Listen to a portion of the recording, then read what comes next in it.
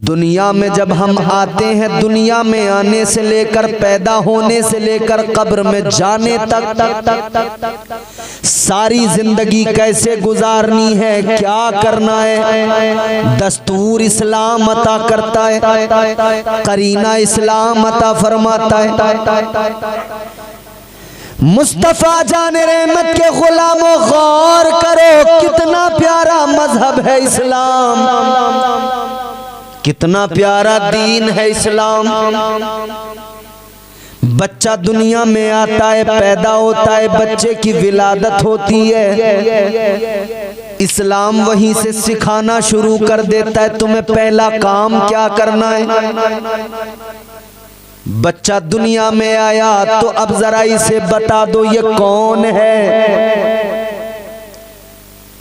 इसे अपनी पहचान कराना है, लेकिन बाद में इस्लाम कहता है इसे अपनी पहचान बाद में कराना, पहले उसकी पहचान कराओ जिसे इसने पैदा किया है। क्या करे, इस्लाम ने निजाम दिया, कान में जाकर अल्लाह का नाम पुकार दो, अजान पुकार दो, अल्लाह का नाम इसे सुना दो, इसे बता दो है दुनिया में आने वाले, तू दुनिया में आया है, तेरे रब ने तुझे पैदा किया है, ये तुझ पर अल्लाह का एहसान है। दुनिया में आंखें खोलनी है, दुनिया को देख रहा है, सबसे पहले ये जान ले कि तू एक खुदा का बंदा है। इस्लाम देखो बिल्कुल स्टार्टिंग से सिखाना शुरू कर देता है, बंदे जान ले। अजान हो गई, कान में पुकार दिया गया, अल्लाहु अकबर अल्लाहु अकबर। आपकी मस्जिद में भी अजान होती है, दिन में 5 वक्त होती है। इस अजान की अहमियत को अगर हम अब भी नहीं समझेंगे तो कब समझेंगे।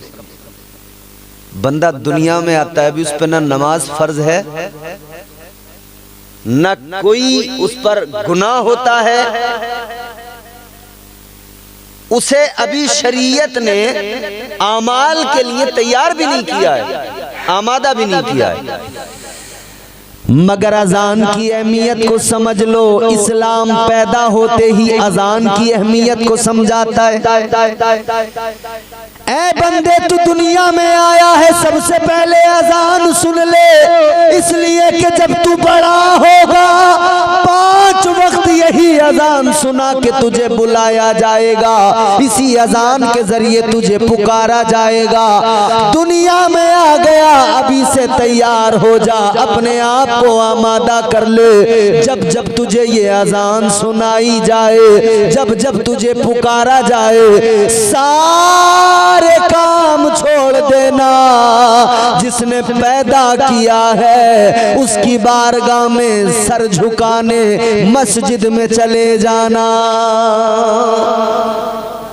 इस्लाम देखो इब्तिदा से ही सिखा रहा, सारे काम भूल जाना, पहले अजान सुन, समझ, फिर इसको बार बार सुनना है तो तुझे इसकी अहमियत याद रहे, दौड़ के जाना है।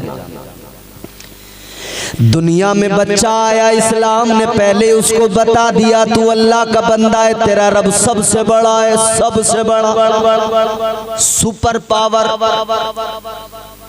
दुनिया में बड़े ताकतवर लोग पाए जाते हैं, बड़े बड़े मालदार, अमीर कबीर, दौलत वाले, सरवत वाले, जाहो जलाल वाले, दुनिया में बड़ी बड़ी जायदाद प्रॉपर्टियां रखने वाले, बड़ी बड़ी मिल्कियतों के मालिक पाए जाते हैं। मगर सबसे बड़ी ताकत, सबसे बड़ा बादशाह, सबसे बड़ी जात वो किसकी है? अल्लाह ताला। कुरान मजीद ने फिर अल्लाह ताला का जो है तारुफ पेश किया, उसकी शान को किस अंदाज से बयान किया। अल्लाह का कुरान कहता है तबारकल्लज़ी बियदिहिल मुल्कु व हुवा अला कुल्ली शैइन कदीर।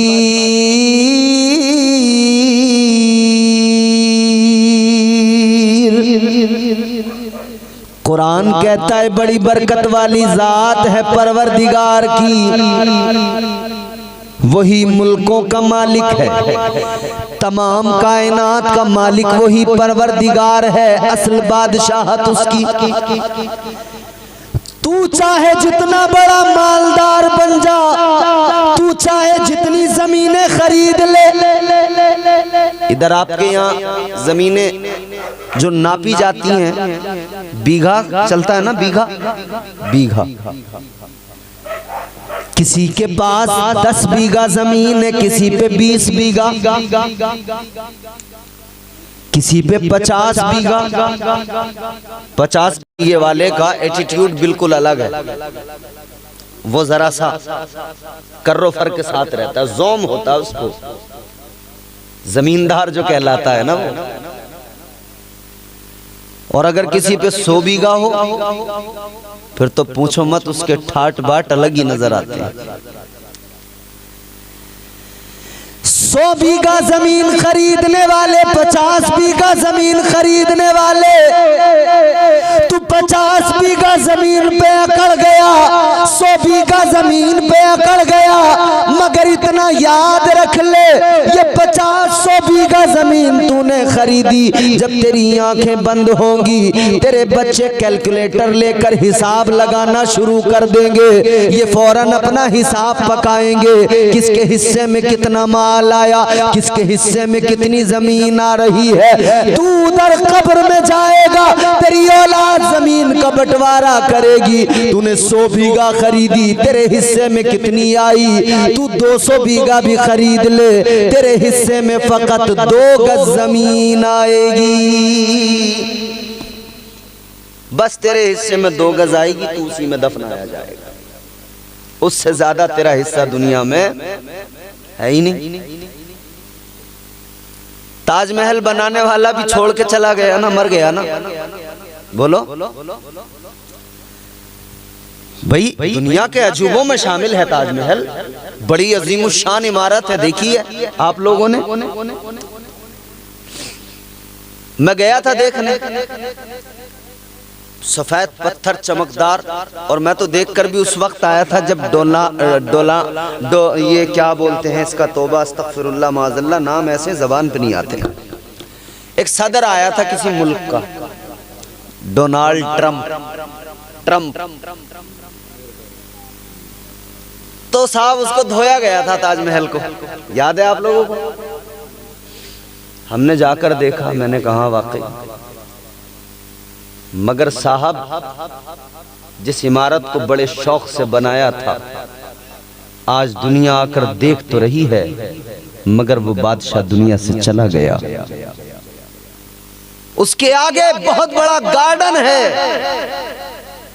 मगर आज वो बादशाह मौजूद नहीं कि उस गार्डन में अपनी कुर्सी लगा के बैठ जाए। बोलो,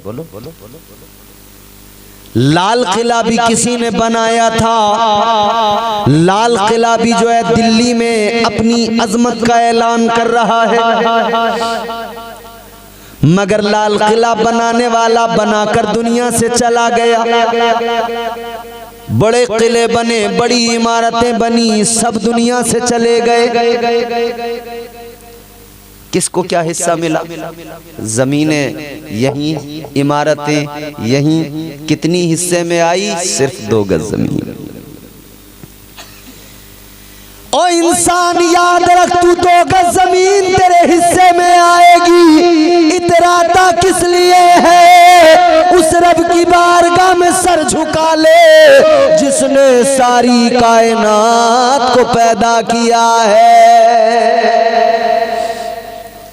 तूने महल बनाया, तू इतराने लगा, तेरा महल जब देखा, तूने ईंटें लगाकर बनाया, मसाले से बनाया, सरिया लगाकर बनाया, तू अपने इस महल पे इतराने लगा, मगर अल्लाह ताला ने जन्नत में महल बनाए, देख जरा तेरा मिट्टी की ईंटों को पकाकर उन ईंटों से बनाया गया है, और अल्लाह ने जन्नत के महलात बनाए तो सोने और चांदी की ईंटों से बनाए हैं। तो फिर जब तुझे अल्लाह ने इतना नवाजा है और तू अल्लाह की अजमत को भी जानता है, तो बगावत करता क्यों है? किस लिए बागी हो जाता है?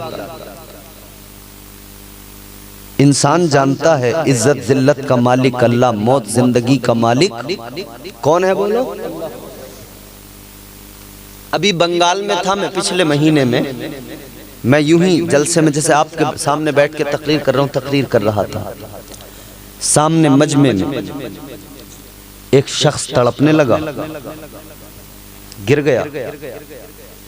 लोगों ने देखा, तबीयत बिगड़ गई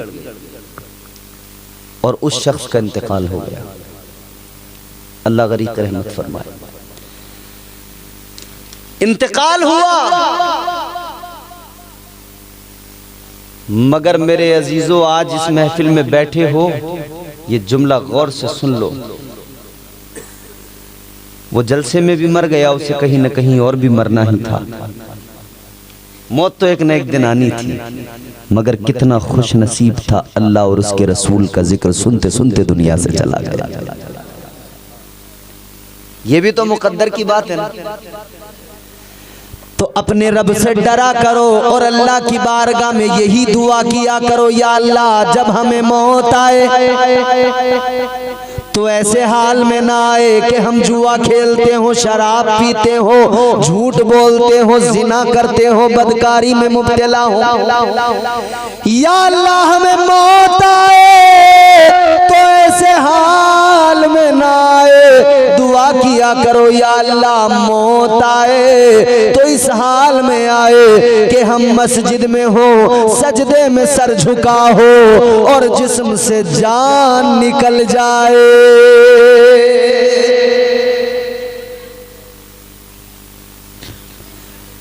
और दीवाने फिर दुआ भी करते हैं अल्लाह से, क्या कहते हैं? काश दिल की ये हसरत,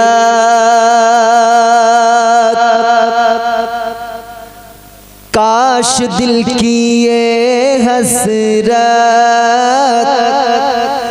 कम से कम निकल जाए, काश दिल की ये हसरत, काश दिल की ये हसरत कम से कम निकल जाए, मेरा सर हो सजदे में और दम निकल जाए, मेरा सर हो सजदे में। दुआ किया करो, वो सुपर पावर है अल्लाह। हमने सबसे पहले हम जब दुनिया में आए हमें उसी रब का नाम सुनाया गया कि तू उस रब का बंदा है। फिर कहा गया अशहदु अल्ला इलाहा इल्लल्लाह, अशहदु अल्ला इलाहा इल्लल्लाह, गवाही। आज तुझे गवाही सुनाने वाला सुना रहा है। जब तू बोलना शुरू करे तो तू सबसे पहले यही कहना, मैं गवाही देता हूं अल्लाह के सिवा कोई माबूद। तू भी गवाह बन जाना, गवाही देना। फिर उसको अब तीसरा कलमा जो सुनाया गया वो क्या है? अशहदु अन्ना मुहम्मदर रसूलुल्लाह। तीसरा कलमा उसको जब कान में उसके आवाज पहुंची, उसको सिखाया गया, बताया गया, तो समझा दिया गया कि याद रखना अल्लाह अल्लाह किए जाने से अल्लाह ना मिले, अल्लाह अल्लाह किए जाने से अल्लाह ना मिले। मुस्तफा हैं कि जो अल्लाह से मिला देते हैं,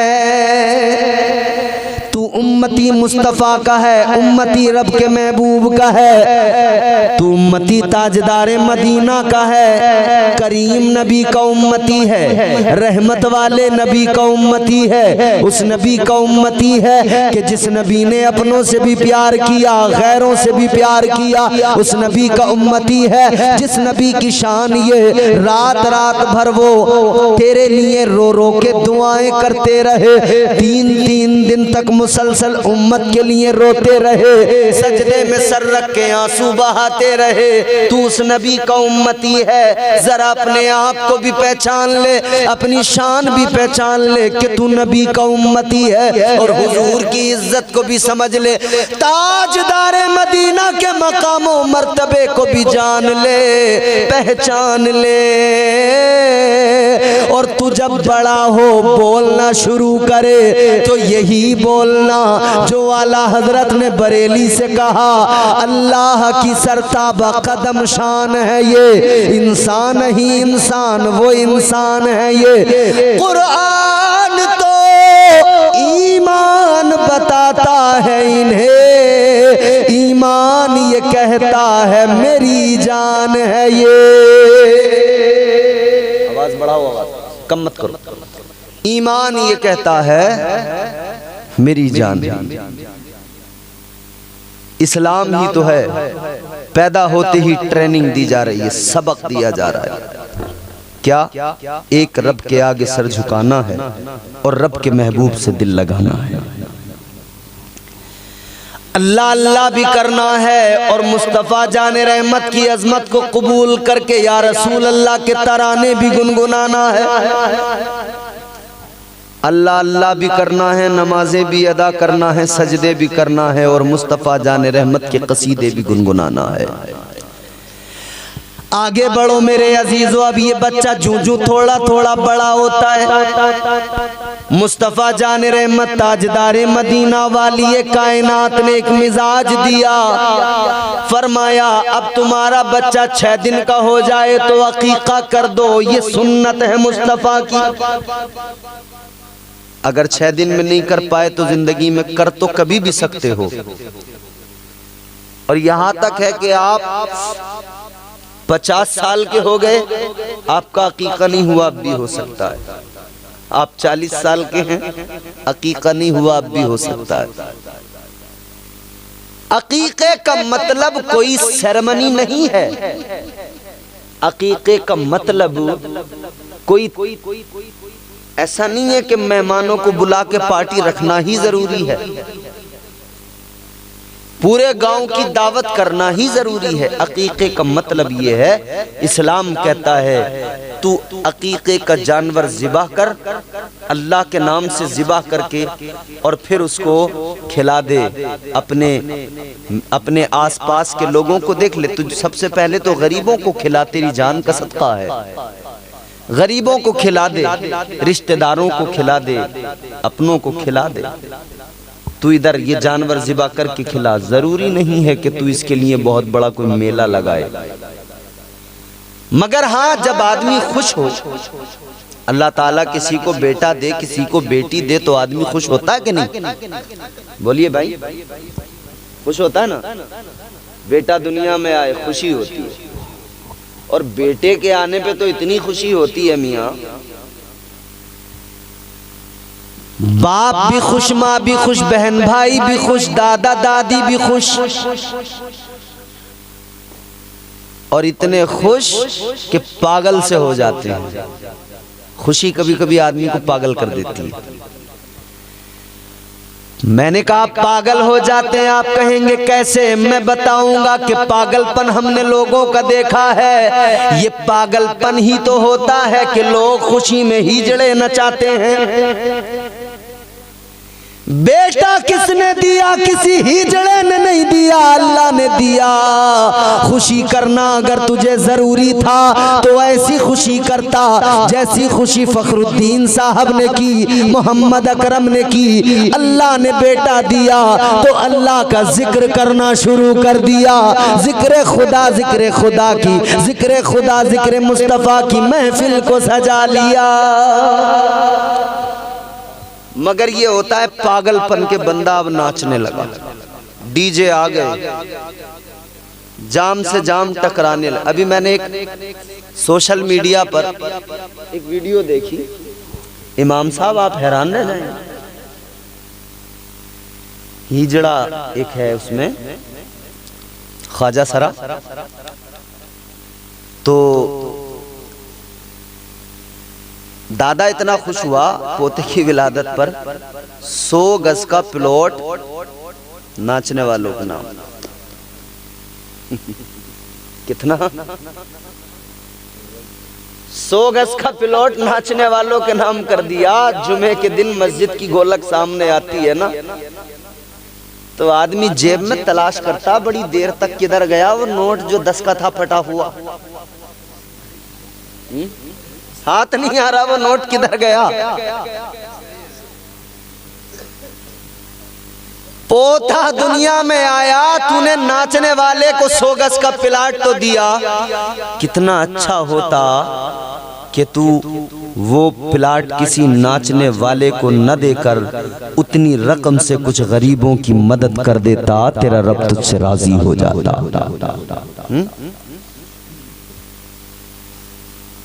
तू नाचने वालों पर खुश होता है, मगर याद रखना ये खेल तमाशे, ये नाच गाने इधर कर लो जितना करना है, मगर जब कब्र में जाओगे ना, फरिश्ते जब मारेंगे ना, फिर उधर फरिश्ते बहुत तबीयत से नचाएंगे, बहुत मारे जाओगे। आज ले उनसे पना, आज मदद मांग उनसे,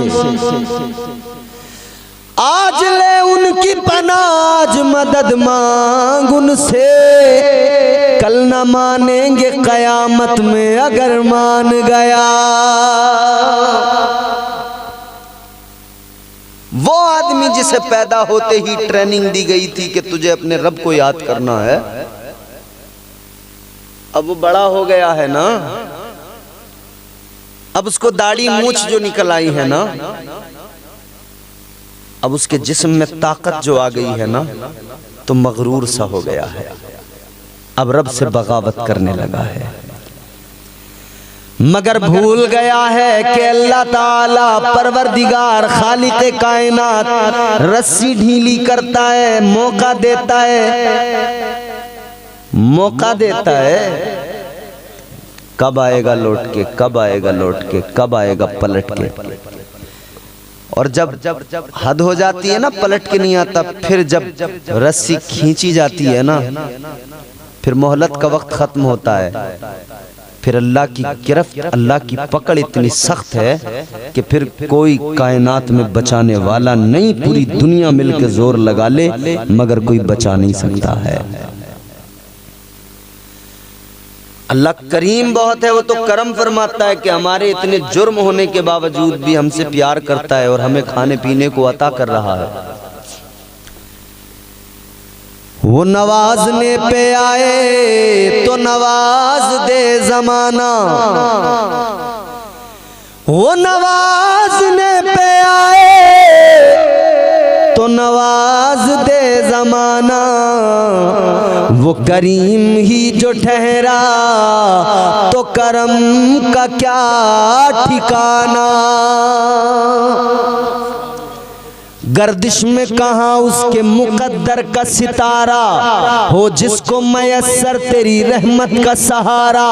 तन्हा है, अकेला है, तू यकता है, अहद है, गैरत तेरी करती नहीं शिरकत को गवारा। हक ये है कि तुझ बिन कोई माबूद नहीं है तेरे सिवा कौन मददगार हमारा। वो हमारा रब है, वो हमारा परवरदिगार है। तो अल्लाह ताला ने पैदा होते ही इस्लाम के निज़ाम के जरिए समझा दिया और मिजाज दे दिया कि तुझे बड़े होकर क्या करना है। सबसे पहले तौहीद का सबक दिया गया, फिर रिसालत का सबक दिया गया, फिर उसे कामयाबी के रास्ते बताए गए। आज तुम दुनिया के अंदर कामयाबी के रास्ते तलाश करने की कोशिशें कर रहे हो। कितने लोग हैं जो सोशल मीडिया पर, यूट्यूब, फेसबुक पर बड़े बड़े बिजनेसमैन उनकी वीडियोस, उनकी एडवाइस ले रहे हैं, उनकी वीडियोस देख रहे हैं कि हमें कोई आइडिया मिल जाए, बिजनेस कर लें, बड़े कामयाब आदमी हो जाएं, हम तरक्की कर लें। कामयाबी का रास्ता तलाश करने वाले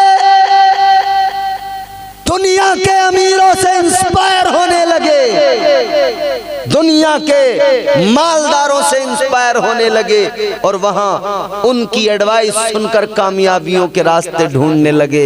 ये क्यों भूल गए मुसलमानों, पैदा होते ही तुम्हें कामयाबी का रास्ता बताया गया था, तुम्हें कामयाबी का रास्ता बता दिया गया था कान में, हैया अलस सलाह हैया अलल फलाह, बता दिया गया था आओ नमाज की तरफ, आओ कामयाबी की तरफ, बता दिया गया था बड़े होकर कामयाबी की उम्मीद लेकर इधर उधर न जाना, नमाज के लिए जाना, अपने रब की बारगाह में सर झुकाना, सारे मसले हल होंगे, तुम तरक्की और तमाम तरक्कियों के जीने तय करोगे, बुलंदियों की मंजिलों पे पहुंच जाओगे, अल्लाह तुम्हें कामयाब फरमा देगा। अल्लाह की अगर रहमत शामिल ना हो, दोसरस के लोगों, आप बड़ा अच्छा सुनते हैं, अल्लाह ताला आपको सलामत रखे, मगर ईमानदारी से दिल से खुद अपने आप से सवाल करें। आप अंबानी के साथ जाकर बिजनेस कर लें, आप बिल गेट्स के साथ जाकर बिजनेस कर लें, एलन मस्क के साथ जाकर बिजनेस कर लें आप, और ये जो है अपने इंडिया में क्या नाम इनका, अडानी चच्चा, इनके साथ बिजनेस कर लें आप, सब इनका ही है, पूरा देश यही चला रहे हैं, अडानी साहब हैं, अंबानी साहब हैं, मगर किसी के साथ भी आप बिजनेस कर लें, अगर अल्लाह तुम्हें कामयाबी देना नहीं चाहे तो ये पूरी दुनिया के अमीर आकर जोर लगाएं और किसी को कामयाब करके दिखाएं। कर सकते हैं? नहीं कर सकते जब तक के रब की रहमत ना हो, रब की रजा शामिल ना हो। अब आप कहेंगे कि साहब हमारे लिए तो मौलाना साहब आप यूं कह रहे हैं कि अल्लाह की बारगाह में आओ, अल्लाह की बारगाह में सर झुकाओ तब कामयाबी मिलेगी। तो एलन मस्क कौन सा झुका रहा है अल्लाह की बारगाह में सर? बिल गेट्स कहाँ अल्लाह की बारगाह में सर झुका रहा है? अंबानी कहाँ अल्लाह की बारगाह में सर झुका रहा है? इतना बड़ा एम्पायर है, इतना बड़ा बिजनेस है अडानी। अरे तो भाई तुमने मुस्तफा की हदीस नहीं सुनी, तुमने मुस्तफा की हदीस नहीं सुनी, कुरान नहीं सुना। ताजदारे मदीना वाली ये कायनात मुस्तफा जाने रहमत ने ऐलान फरमा दिया, दुनिया मोमिन के लिए कैद खाना है, काफिर के लिए जन्नत है।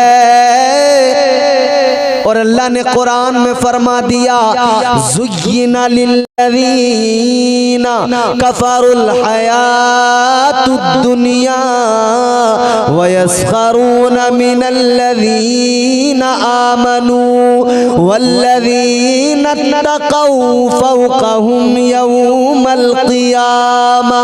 अल्लाह का कुरान भी तो यही बता रहा है कि परवरदिगार ने इस दुनिया को काफिरों के लिए खुशनुमा बना दिया है। इस दुनिया को अल्लाह ने काफिरों के लिए खुशनुमा, रंगीन, खूबसूरत, हसीन बना दिया है। तुम या हमारे लिए अल्लाह ने दुनिया को रंगीन नहीं बनाया, खूबसूरत नहीं बनाया, तो हमारा क्या भाई? इनके तो मजे आ गए ना यहाँ। इन पे दौलत, भरपूर माल, मगर मेरे भाई 50 साल 60 साल की उम्र में यहाँ के इनके मजे मत देख। वो जो हजारों साल की, उसमें कोई सालों की कैद नहीं, जो दायमी जिंदगी है ना अल्लाह की तरफ से, मरने के बाद फिर जो वो दायमी जिंदगी स्टार्ट होती है हश्र में, आखिरत वाली जिंदगी, उसमें सारे के सारे बड़े बड़े अमीर कबीर, बड़े बड़े वक्त के फिरौन, नमरूद, कारून, शद्दाद, फरिश्ते खींच खींच के दोज़ख में ले जा रहे होंगे। फिर वहीं मोमिन होगा, मुसलमान होगा, मुस्तफा जाने रहमत का गुलाम होगा। फिर उसके ठाट बाट देखना, जन्नत में उसका महल होगा, जन्नत में बागात का मालिक होगा, जो चाहेगा वही उसे वहां मिल जाएगा। यहाँ दुनिया में किसी का बंगला देखकर अश अश न किया करो, तुम मस्जिद में जाकर अपने रब को राजी किया करो। आखिरत में अल्लाह ऐसा बंगला अता करेगा, ये दुनिया के बंगले वाले देखेंगे, रश्क करेंगे और रोएंगे, हाय हाय हम दुनिया बनाने में लग गए, आखिरत को भूल गए। ये तो 50-60 साल की है मियाँ, यहाँ तो मर जाते हैं, वहां नहीं आएगी मौत। एक बार जन्नत में गए, फिर मौत को पहले ही मौत आ जाएगी, खत्म सिस्टम। फिर जो जन्नत में जन्नत में, दोज़ख में दोज़ख में, जो जन्नत में फिर उन्हें कोई मौत नहीं आ रही, उन्हें मजा ही मजा है, बहारें बहारें, हाय हाय हाय। अभी उन्वान जरा आगे बढ़ाना, वरना जन्नत पे अगर तबसरा कर दूं, खुदा की कसम जन्नत क्या चीज है ना। जन्नत में कई दर्जे हैं, जन्नत के कई दर्जे हैं। जन्नत के अंदर जन्नतुल नईम भी है, जन्नतुल मावा भी है, जन्नतुल फिरदौस भी है, कई दर्जे हैं। मगर जन्नतुल फिरदौस जो है वो जन्नत का आला दर्जा है। और मेरे हुजूर ने उम्मत को तालीम दी, हुजूर ने उम्मत को सिखाया कि जब तुम अल्लाह से जन्नत मांगा करो ना दुआ में, तो जन्नतुल फिरदौस मांगा करो। कौन सी जन्नत? जन्नतुल फिरदौस। और मेरी बहनों, आप भी जन्नतुल फिरदौस ही मांगा करो। और जन्नतुल फिरदौस ऐसी नहीं मिलेगी कि यहाँ जिक्र हो रहा है और तुम आपस में अपनी बातें शुरू कर रही हो। मीलाद है तो आप अल्लाह और उसके रसूल का जिक्र सुनिए। यहाँ आपको वो बात बताई जाएगी जो जिंदगी और आखिरत को बेहतर बनाने वाली है। जन्नतुल फिरदौस, मेरे हुजूर फरमाते हैं अल्लाह से जब भी जन्नत मांगो जन्नतुल फिरदौस। हुजूर की बारगाह में सहाबा अर्ज करते हैं, या रसूलल्लाह जन्नतुल फिरदौस क्या है? ताजदारे मदीना वाली ये कायनात मुस्तफ़ा जाने रहमत ने ऐलान फरमाया, ऐ मेरे सहाबा, जन्नतुल फिरदौस जन्नत का वो आला दर्जा है जिसके ऊपर रहमान का अर्श है। जन्नतुल फिरदौस जन्नत का वो आला दर्जा है जहां से जन्नत की नहरें निकलती हैं। जन्नत में दूध की नहरें हैं, शहद की नहरें हैं, बागात हैं, फल किस्म किस्म के, अलगरज हर नेमत जन्नत में मौजूद है। दुनिया में भी जब अल्लाह ताला ने इतनी हजारों लाखों करोड़ों नेमतें अता की हैं, तो फिर जन्नत का तसव्वुर करके तो देखो। तो कामयाबी का रास्ता अल्लाह ताला ने बंदे को पैदा होते ही इस्लाम के निज़ाम ने सिखा दिया। कामयाबी का रास्ता क्या? नमाज का रास्ता। कामयाबी का रास्ता क्या? मस्जिद का रास्ता। कामयाबी का रास्ता क्या? सजदों का रास्ता। मगर अल्लाह रहम फरमाए, हमारे यहाँ हम सब काम कर लेंगे, मगर साहब बस यही काम हमारे लिए बहुत दुश्वार है। नमाज ही पढ़ने में हमें बड़ी दिक्कत है। अभी हम आ रहे थे ना, तो ये आपके करीब का जो शहर है, हमें रोक दिया गया, हमें बता दिया था ज़फरुद्दीन भाई ने कि रोकेंगे आपको। फिर हमने फ़ोन से इनकी बात कराई, इन्होंने बात करके कहा उनसे कुछ कि हमारे मेहमान हैं, तो उन्होंने फिर निकलने दिया। हम वहीं से निकल के आ गए। आप मेरी बात समझ गए होंगे। आपके इतने करीब में 6 किलोमीटर आप सब देखते हैं, कहाँ कहाँ से लोग आते हैं, क्या करते हैं, क्या करते हैं। मियाँ आप खुद समझदार हैं, समझ सकते हैं। हमारा मजहब सच्चा मजहब, सच्चा दीन, हम एक अल्लाह की इबादत करने वाले अगर अब भी ना समझें तो कब समझें कि लोग कहाँ कहाँ से आकर यहाँ पर आपके यहाँ देखो, फिर भी कोई मतलब नहीं, बेमतलब है। लेकिन कामयाबी का रास्ता हमें अल्लाह ने दिखा दिया। वो रास्ता कौन सा है, वो रास्ता हमें पता लग गया, फिर भी हम नमाजें पढ़ने को तैयार नहीं, फिर भी हम इबादत करने को। और ये हाल है, अल्लाह रहम करे, हमारे यहाँ जवानों की हालत ये है कि जुमा टू जुमा,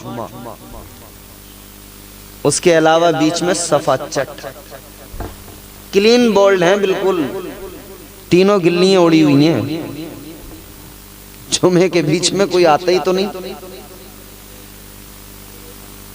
अब जुमा से जुमा तक जो बीच के दिन है ना, उनमें बेचारे हमारे बुजुर्ग हैं, वो अपने चले जाते हैं 4-6 नमाज पढ़ने।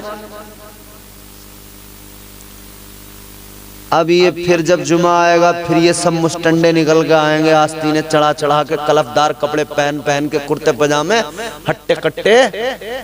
और ये जो हफ्ता भर से मस्जिद में अगली सब में नमाज पढ़ लेते हैं, इन्हें तो कोनियां मार मार के एक तरफ को कर देते हैं। ये इधर से कोनी मारी इधर। अभी तो ठंड का मौसम है, जुम्मे के दिन मजाल है किसी और को गर्म पानी मिल जाए मस्जिद में इनके अलावा। गर्मी का मौसम हो तो पंखे की हवा में, बिल्कुल पंखे के नीचे वो खड़ा होगा जो जुमे से जुमा आता है। हफ्ते वाले को तो साइड लगा देते हैं। और फिर मजे की बात यह है कि जुमे से जुमे में आए, वो भी कितनी देर को आए। इमाम साहब खुतबे के लिए खड़े हुए तो ये आए जनाब, इमाम साहब ने फर्ज नमाज पढ़ाई तो ये भाग छूटे, भाग लिए। 2 रकात पढ़ने आया था। क्या है भाई 2 रकात, कौन सी नमाज पढ़ने आया था, ये तो बता दे। ये उलमा बैठे हैं, हम लोग आज तक नहीं समझ पाए 2 रकात नमाज पढ़ने कौन सी आए आप। जुमे की तो 2 रकात है नहीं, जुमे की 14 है, जोहर की 12 है। तुम 2 रकात कौन सी पढ़ने आए थे? ईद की पढ़ने आए थे, कोई नफिल पढ़ने आए थे, शुक्राने की नमाज पढ़ने आए थे, क्या पढ़ने आए थे? ये 2 रकात नमाज पढ़ने वाले खुदा के बंदो, अल्लाह से डरा करो। एक हफ्ते में 1 बार आ रहे, वो भी 2 पढ़ के भाग जा रहे हो। एक हफ्ते में आए हो तो कम से कम इतना तो किया करो, जरा रुका करो मस्जिद में, नमाज मुकम्मल अदा करके थोड़ी देर बैठ के अल्लाह का कलाम भी पढ़ लिया करो। और ये शुक्र अदा कर लिया करो, या अल्लाह जुमे का दिन है, तूने तौफीक दी, मैं तेरे दरबार में आ गया। ऐ मौला, ऐ मेरे परवरदिगार, जिस तरह तूने मुझे जुमे में आने की तौफीक दी, इसी तरह मेरे मौला मुझे हर दिन 5 वक्त नमाजें अदा करने की तौफीक अता कर दे। दुआ भी कर लिया करें अल्लाह से। बंदा बस देखो, अल्लाह को मनाना बिल्कुल आसान, बिल्कुल सिंपल। जिसने अल्लाह को राजी कर लिया उसका काम बेहतरीन। और अल्लाह को मनाना कोई मुश्किल काम थोड़ी है, बड़ा बिल्कुल आसान है भैया। बस नमाज पढ़ना है, अल्लाह राजी, बिल्कुल आसान है। अपने रब को मनाओ, याद रखना। अच्छा, मर्दों का हाल तो इल्ला माशाअल्लाह, औरतों का हाल ये है कि औरतों ने तो हमारी ये सोच लिया हम पे नमाज ही फर्ज नहीं है। माज़अल्लाह, अल्लाह रहम करे। वो तो पढ़ती नहीं है एक भी वक्त की, उन्हें तो बस इतना पता कि हमें तो रोटी पकाना, हम और कोई काम नहीं है हमारा। झाड़ू, बर्तन, रोटी, भैंस का दूध निकालें, घी निकालें, ये सब। मेरी बहनों, मेरी माओ, अल्लाह कयामत में तुमसे ये नहीं पूछेगा तुमने रोटी पकाई थी या नहीं पकाई थी। अल्लाह ताला कयामत के दिन ये सवाल नहीं करेगा घर में झाड़ू लगाई थी या नहीं लगाई थी,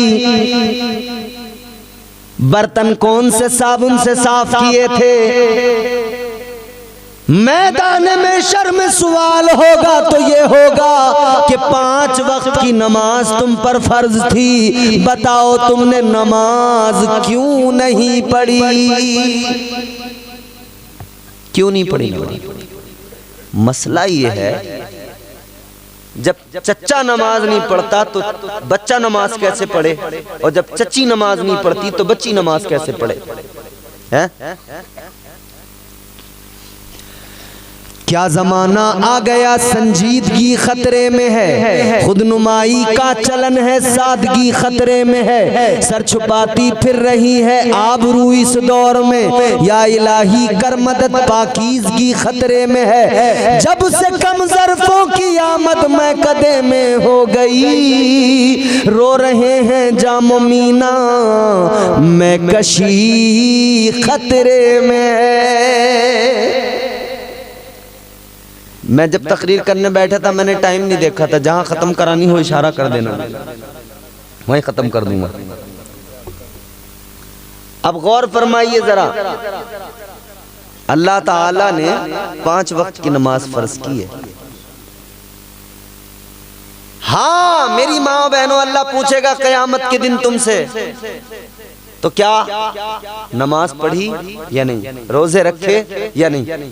हाँ मगर एक चीज और याद रखो, बड़ा इम्पोर्टेंट मैं आपको सवाल बता रहा हूँ, अल्लाह ताला कयामत में ये भी पूछेगा कि तूने अपने शोहर को राजी किया था या।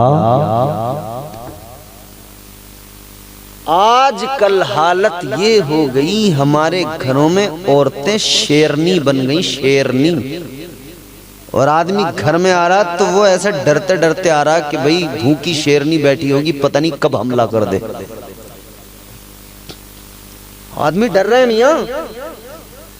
मियाँ बीवी का रिश्ता मोहब्बत का, प्यार का, और हालत ये है कि ये मर्द बाहर मर्द है, घर में औरत बना हुआ है। ये औरत घर में औरत है, बाहर तो औरत है लेकिन घर में मर्द बनी हुई है। मजाल है इसकी मर्जी के खिलाफ कहीं आदमी कदम निकाल दे।